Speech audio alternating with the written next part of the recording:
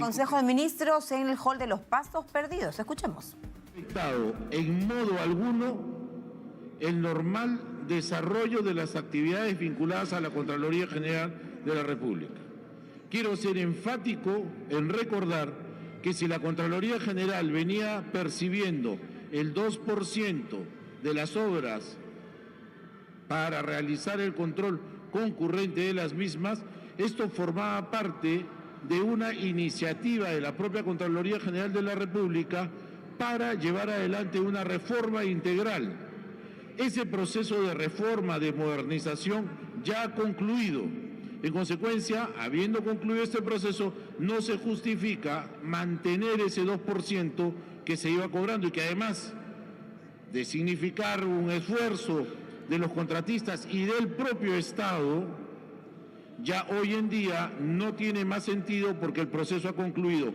No se le ha quitado tampoco el íntegro, se ha reducido de 2% a 0,5%, entendiendo que ese es el monto suficiente y necesario para darle mantenimiento a esta reforma, este proceso de modernización que ha conducido. Otra cosa en la que quiero ser absolutamente enfático, este 0,5% se otorga en adición, reitero, en adición al presupuesto ordinario de la Contraloría General de la República.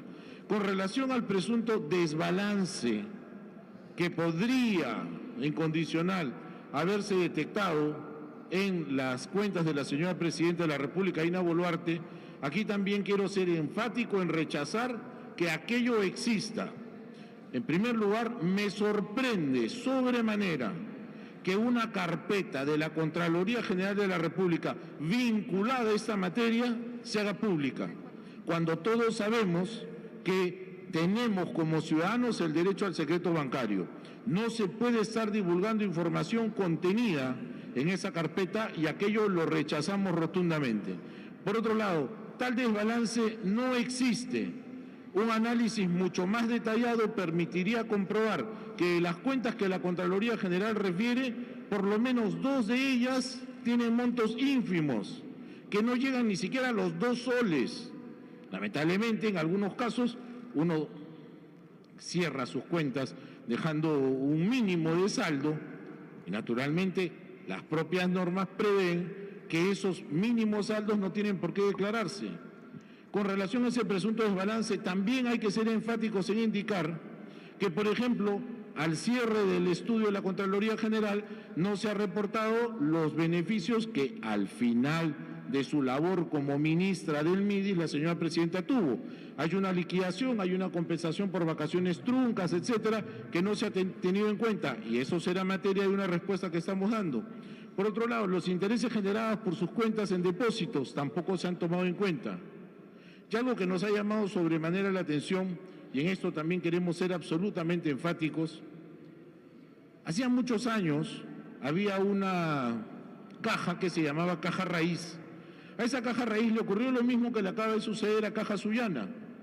Entró en una situación financiera complicada, se ha cerrado esa Caja Sullana y todas las cuentas las ha recibido Caja Piura.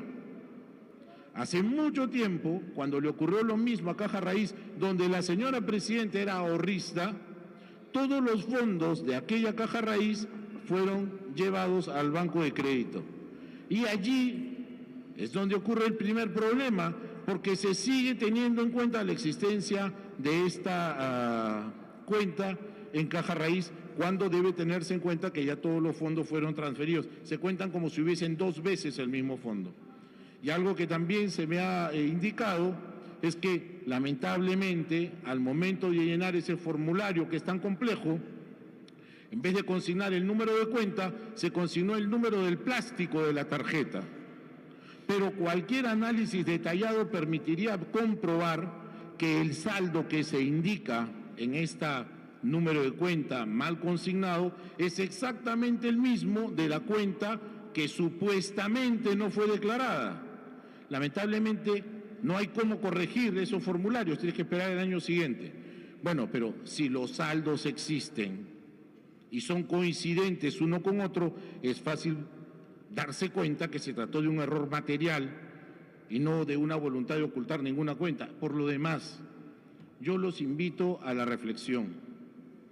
¿Quién que tiene dinero mal habido lo va a bancarizar?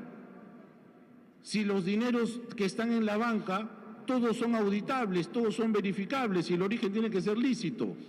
¿Cómo puede ser que a alguien se le ocurra que uno está ocultando cuentas cuando eso es absolutamente sencillo de comprobar y de verificar? En consecuencia, yo me imagino que cuando demos la respuesta y acreditemos documentariamente todo lo que yo estoy diciendo, porque todo está documentado, estas suposiciones de podría haber un desbalance van a quedar absolutamente descartadas. No creo que contesté toda la pregunta. ¿Lo de la Fiscalía? Bueno, efectivamente. Ahora, la Fiscalía, de la manera más insólita también, se sorprende de unas declaraciones que hemos dado ayer con relación a la filtración de las declaraciones de la señora presidenta. El único que puede tener la carpeta fiscal de la señora presidenta es el fiscal de la Nación.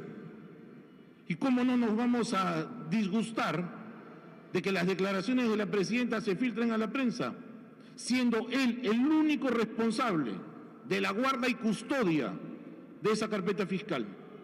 ¿De dónde más va a provenir?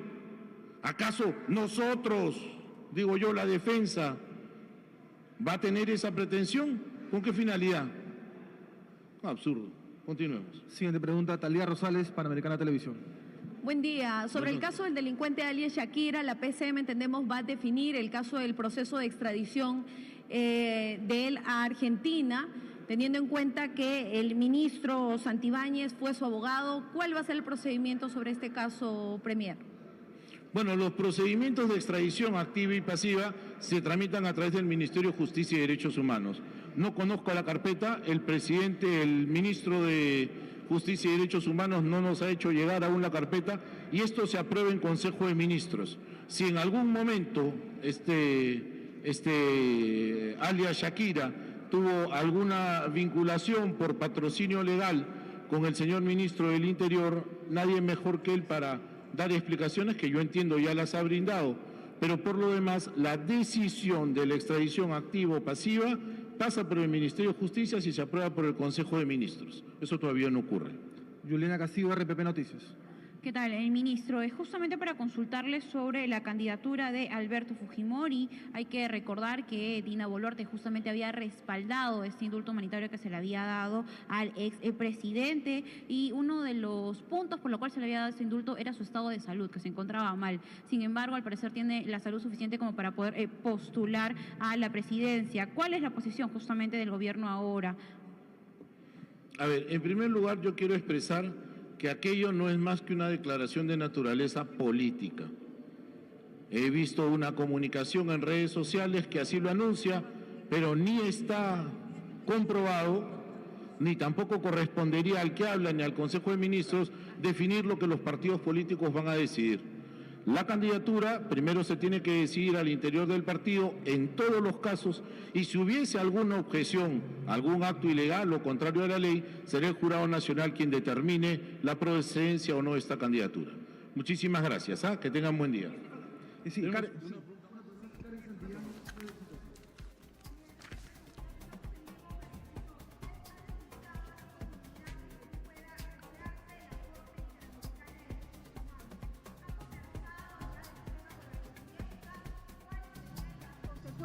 Para el país. Por otra parte, rápidamente estamos a poco del mensaje presidencial y la ciudadanía está pidiendo cambios. Han evaluado cambios en el gabinete, el ministro de Educación Morganquero o la ministra de la Mujer, que no han viajado a Condorcanqui pese a las más de 500 denuncias de violación. Los líderes aguajún están denunciando que nunca llegó el apoyo a las zonas más vulnerables. Muchas gracias. Voy a empezar por el final. El ministro Morganquero ha estado ayer en las comunidades de Condorcanqui y pasado mañana jueves la señora ministra de la Mujer va a estar allí. Pero quiero decir algo más. Ya viajó una primera delegación de viceministros y una segunda delegación de directores generales. Se está brindando todo el apoyo y el soporte que necesitan estas comunidades que por décadas han vivido en la postración y en el abandono. Se les está atendiendo y se les seguirá atendiendo. Y con relación a lo